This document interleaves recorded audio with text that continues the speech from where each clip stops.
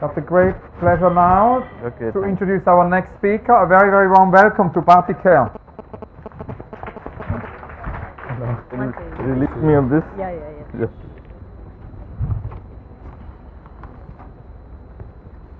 Bharti, to begin with the beginning, can we talk about your beginnings, how it all started? I have a very clear memory of when I was maybe about 8 years old, and I tried to run away from my house. So I took my toothbrush and packed a cheese sandwich and went down to the end of the road and got to like 5 houses down and turned around and came home feeling very despondent and rejected and quite defeated really, because I thought that maybe I would go somewhere. And about the same time I started, instead of maybe trying to run away, what I did was instead I started reading. And so as a child I would read a lot, and I realized that you can go to many places without really going anywhere. So it was a kind of leap of faith in a way. And I was very fortunate at school. I had a very inspirational art teacher, and so even about at the same time, at about 8 or 9 years old, I met someone who was able to show me painting, introduced me to painting, photography, art, the works of people like Blake, Velasquez, Goya. And so I think even just being at school, the art room and became really a place where, so I knew from a very young age that this is what I was going to do. And I read in an interview that if not an artist, you would have liked to have been an archaeologist or a paleontologist, which is obviously very interesting, this idea of collecting things. Could you talk about this? Yeah, I'm a bit of a magpie, so I collect stuff from everywhere. I use it in conjunction to how I approach my own practice. I buy a lot of stuff, but also I'm interested in say the makeup or the beginnings of how things start. So I think I would have liked to, I could see myself in an ancient dig on my hands and knees, brushing away old stones and coming up with, after a very long time, of finding something of this idea of treasure. And I think it's just this idea of discovery, I think, that interests me as much. And at the very beginning of your work, it's in the early 90s, it's when I moved for the first time to London, before then going to Paris and now back to London. So very beginning of the 90s, you left London and you left the UK to come here. Can you tell us what prompted this decision? When I left college, London was in the grip of, and the beginnings of the YBA movement. It was a very powerful movement. The artists in London at that time were making quite radical steps. To be totally honest, I had nothing to say as a 21-year-old. I had nothing to say amongst my contemporaries.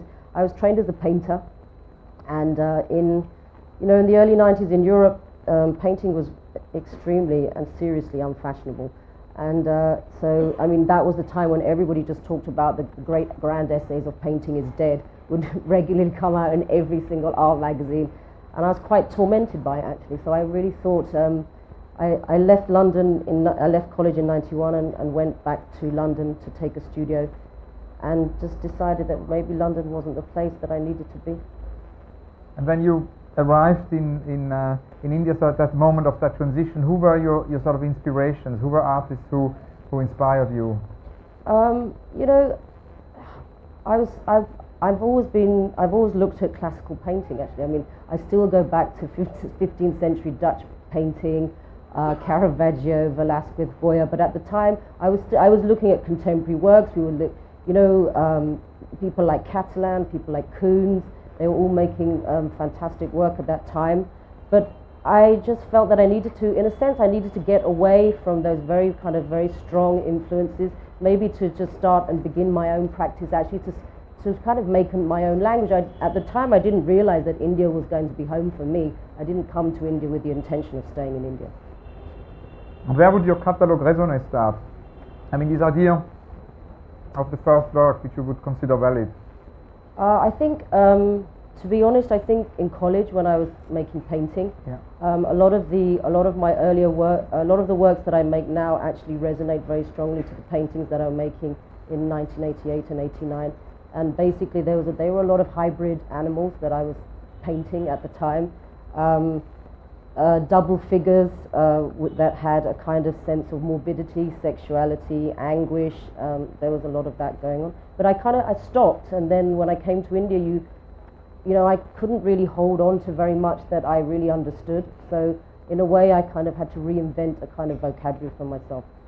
And when did, because that's the question of the epiphany of the Bindis, because when my neighbor was Raymond in Paris, we lived in the same hotel in the early 90s, and he always had this theory about personified abstraction. No? He said, if you look at art history, there are very, very recurrent moments when an artist invents or finds a personified abstraction, something which then accompanies the work over many, many years. And he mentioned the blue of Yves Klein, you know, the stripes of Daniel Buren, and so on, the torn-down posters of Renoir himself and Villeglé and all of that. And obviously the Bindis are in some way a personified abstraction in a Renoir's way, because you've used them ever since in many, many different forms. So I was very curious what triggered the Bindis. Do you remember the day? I mean, Albert Hofmann said he remembered the day when he discovered LSD, and Benoit Mandelbrot told me the very day when he saw a blackboard and the fractals suddenly popped up. Yeah, I was actually just in the marketplace, and I wasn't actually intending. I was actually looking to find something else, and I was just in a local market, and I stopped at the Bindi stall, and I thought, wow, sperm-shaped Bindis, how fantastic. And just wondered, like, who's going to wear these? I mean, these are great. So at the time, I mean, the intention at the time was purely, for me, kind of, it was filled with pathos in a way, and in a sense, huge irony, of course, which I've kind of shed. But at the time, I just took them home and stuck them in my sketchbook, and that was, I think it was about 1994.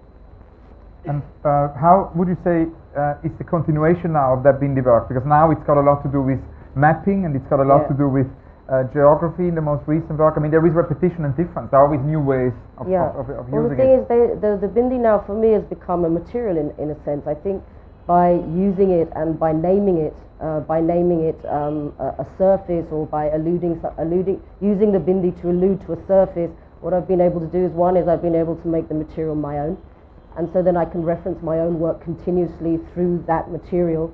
And then what you can do is you can play with it like in any way you can. And what's interesting for me personally is that through this very specific form, I'm able to make abstract work, because actually essentially my work is extremely narrative. I make a lot of figurative work, but through the Bindis I'm actually able to be an abstract and a figurative artist at the same time. And you mentioned in a conversation we once had in your studio that it stands for the third eye, and I was wondering, the third eye, obviously, third culture, third, lots of different sort of third elements. What about the third eye? Yeah, if you took the massive cliche of what you think the third eye would mean, but I think for me it's like the conceptual underpinning that it belongs to a place of not knowing, and a sense of absence too, of the things that you actually don't know. So I think the works have gone and progressed further than perhaps just this idea that by placing each Bindi, this could possibly become a residue or a marker of a day in the life of, say, one person. And so with them, it carries with them the knowledge, the experience, the conversations, and everything that happens during the day. I don't want to pin myself too closely to maybe one idea, because it changes for me all the time.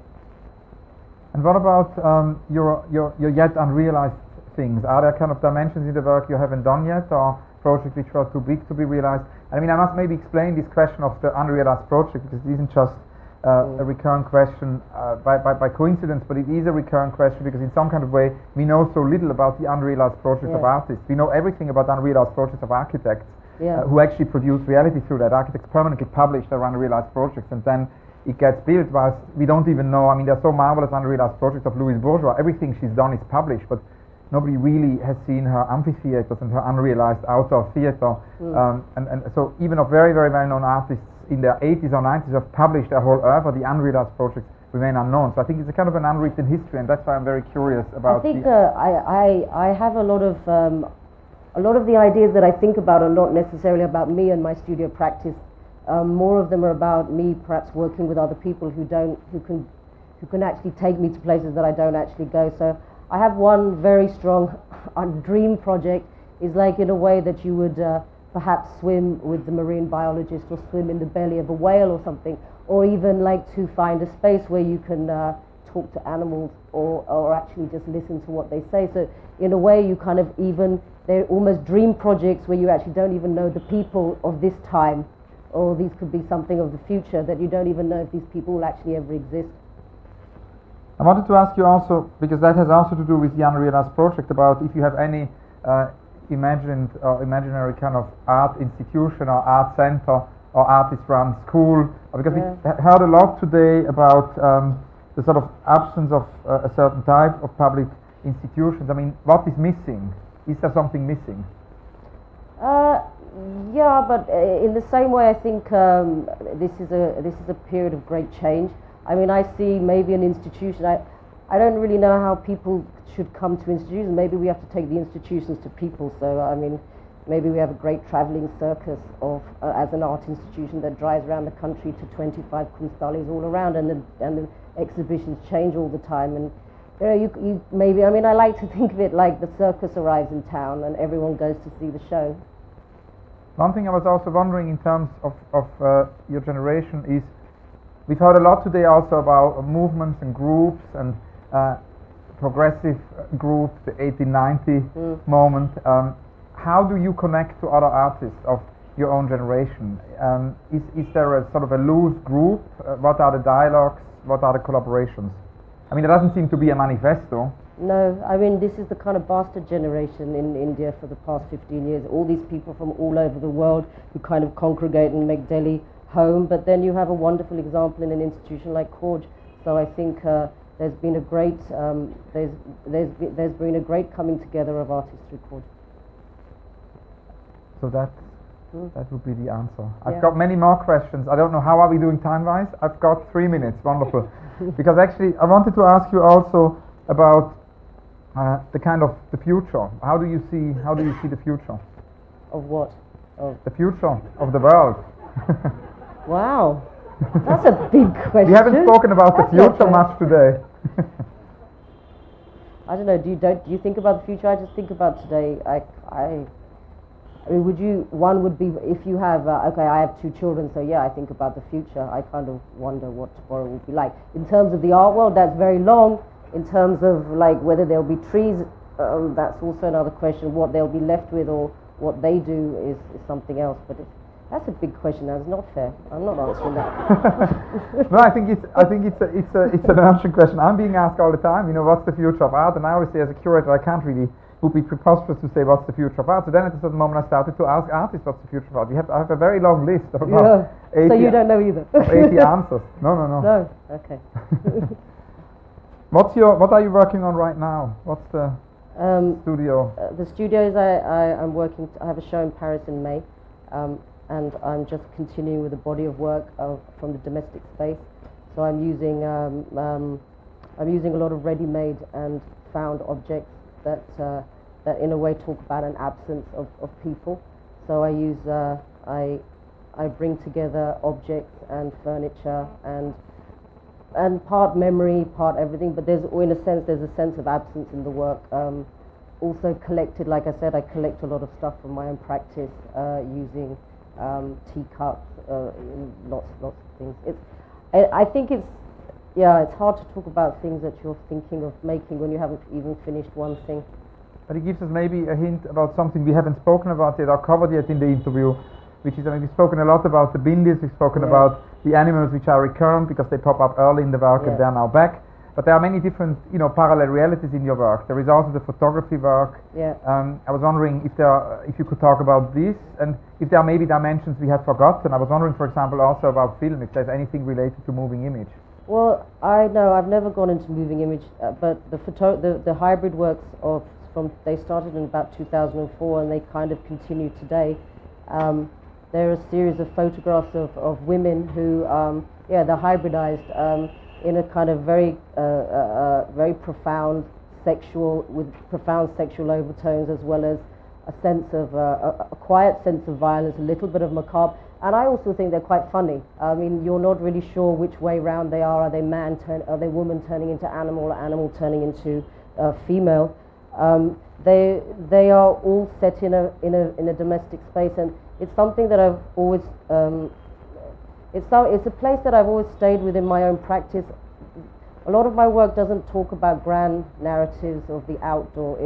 It more alludes to the very small and private narratives that go on within, say, the domestic space.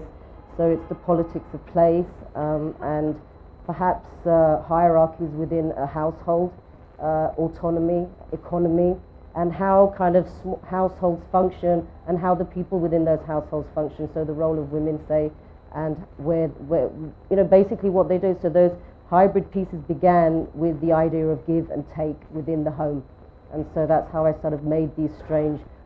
They are in a way monsters, and I also see, and monstrosity is something that I pick up through other works too, and kind of monsters being portents for the future. I mean, if you look at how authors or sci-fi people who make movies, why do they actually create monsters to fulfill what purpose? And it's always, so you ask me maybe that question about the future, so maybe in a way you kind of address it, or artists tend to address, or maybe even try or attempt to address that through their work, I think. And there is also a metamorphosis going on, and that's one thing I think we haven't addressed yet, which is the question. I mean, you mentioned the sort of generation before you mentioned Kunz. There was obviously a very strong moment of also revisiting the ready-made, revisiting appropriation in the 80s, and I think in your work that has much more to do with the metamorphosis of objects. There's a lot of quasi-ready-mades or altered ready-mades, domestic objects you find, but then there is a metamorphosis. I wonder if you could talk about this metamorphosis, the connection to the ready-made, and also, I mean, I spoke to Leonora Carrington the other day. Mexico is now in her 90s, the great surrealist poet, writer, and also artist, and she talked a lot about that idea of metamorphosis of objects in surrealism. I was wondering if there is a connection to surrealism. For me, it's important to take the object, but I think half the battle for me is the transformation to make it something that you perhaps don't know already. I'm not interested in such to present what it is that I know or you see every day. For me, the transformation, the process of transformation of the object from its original intention into something else is actually, for me, far more interesting, I think. Very last question. Many artists we visited during the research of Indian Highway mentioned these sort of multiple practices, and also the idea of artists being at the same time activists. I was wondering what's the kind of your connection to activism, to politics? I'm not an activist. Thank you so much. Thank you. Thanks a lot. Thanks. Great. Thanks a lot.